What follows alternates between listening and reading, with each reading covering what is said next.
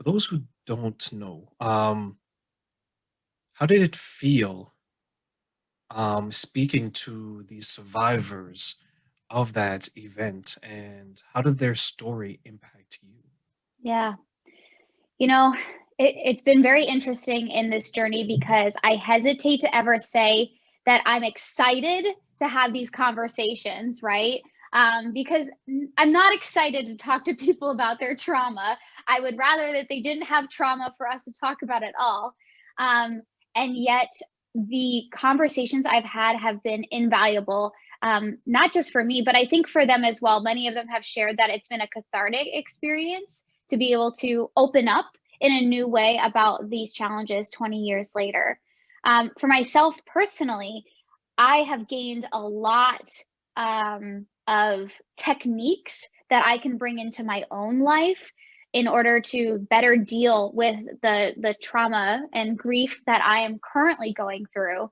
And one of the biggest insights that I'm seeing, actually, there's about four of them that continue to be reoccurring patterns from these conversations, is role modeling, spirituality, access, great support system, and grateful hearts. When you talk to these folks, a lot of them mention wanting to honor the parent they lost, which I knew I would find, right? Many of them, their parents were heroes. Many of them went back into the building or were first responders. And so these children, now adults, live their lives in honor of their parent. But even more interesting to me is that their surviving parent, the parent who did not pass away, who continued to help life moving forward for these kids, they're the real hidden heroes. And a lot of the role modeling behavior that the 9/11 surviving children are exhibiting are from having those strong parental figures during their childhood.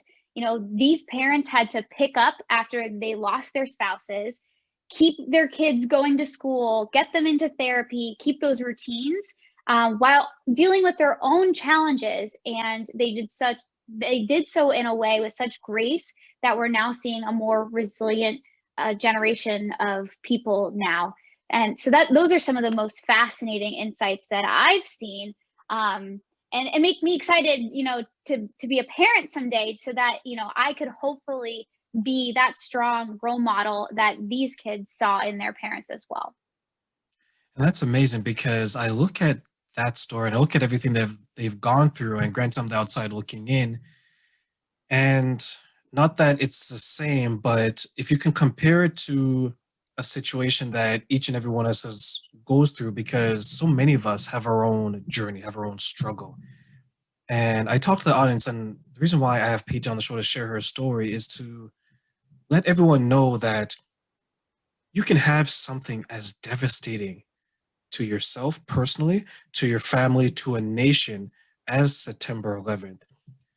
And yet, so many people, from what you're telling me from the conversation we had briefly before, is that they're able to still honor those people, right? They're still Mhm. able to say that this has happened. What are the positives I can take from that? And I think that should be a lesson for everyone that's listening, that we all go through something. And even though you may think it's the worst thing in the world, um, you're going to have to pick yourself up and continue forward, right? I know you touched on that your husband was so positive and you're like, okay, where is he getting this resilience ice cream from, right? I want a bite. I want the whole bowl. I want the carton, take it out of the fridge, the freezer, and give it to me, Yes, right? exactly. Exactly.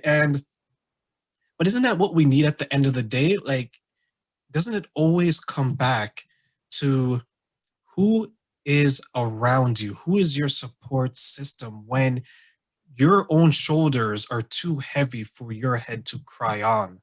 Mhm. Is that the impression that you got speaking to these people? And on top of that, is that what you experienced within your own family as you're remembering that day?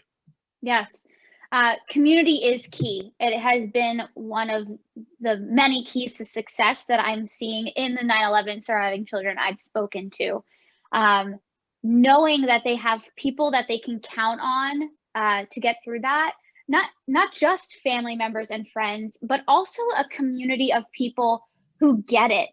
And when 9/11 happened, it was hard to find people who got it, right? Unless you were in New York or New Jersey. I mean, those areas were saturated with people who got it because this happened.